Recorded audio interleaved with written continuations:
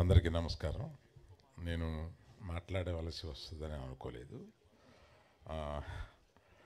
సావిత్రి గారిని నేను ప్రత్యక్షంగా మా స్నేహితుడి మదర్కి, ఆమె ఫ్రెండ్స్ వారింటికి వచ్చినప్పుడు అక్కడ నా స్నేహితుడి కోసం నేను ఉన్నప్పుడు వారిని ఒకసారి కలిశాను. అంతే, నేను చూడడం ఆవిడ్ని. నేను ఇండస్ట్రీకి వచ్చేటప్పటికే ఆమె రిటైర్ అయ్యి ఆ స్టేజ్లో ఉన్నారు. కాకపోతే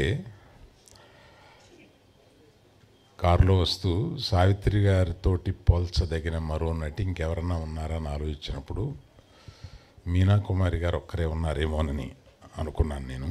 అది వచ్చి మన తనికెళ్ళ భరణితోటి వారితోటి పోల్చగలిగిన వాళ్ళు ఒక్క మీనా కుమారి కదా అన్నాను. తప్పండి అన్నారు ఆయన. అదేంటండి అన్నాను.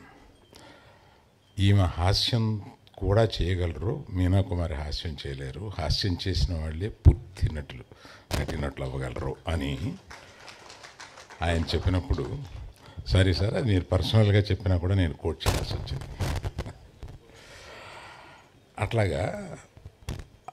అట్లా ఆలోచిస్తే అంటే ఒక 70 ఏళ్ళని చూస్తే ఒకే ఒక మనిషి అంతటి ఉన్నత స్థానానికి నటిగా వెళ్ళగలిగిన వారొక్కరే అనేది చాలా గొప్ప విషయం. వారికి ఇటువంటి పుస్తకాన్ని ఆవిష్కరించడం, దానికి చిరంజీవి గారు నడుం కట్టుకొని ఈ పనిని ప్రత్యేకంగా ఆయన మీద వేసుకుని ఇలా చేయడం అనేది అది క్యారెక్టర్.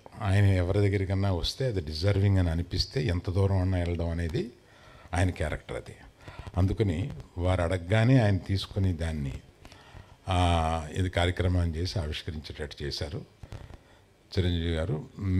అందరికన్నా మీ గురించి నాకు తెలుసు కనుక సూర్యక తర్వాత నాకైతే ఆశ్చర్యంగా లేదు. సో అందరూ చాలా ఎక్కువ టైం తీసుకుంటున్నారని కామెంట్లు చేస్తున్నాను. నేను ఇంతకన్నా ఎక్కువ టైం తీసుకుంటే బాగోదు. Thank you.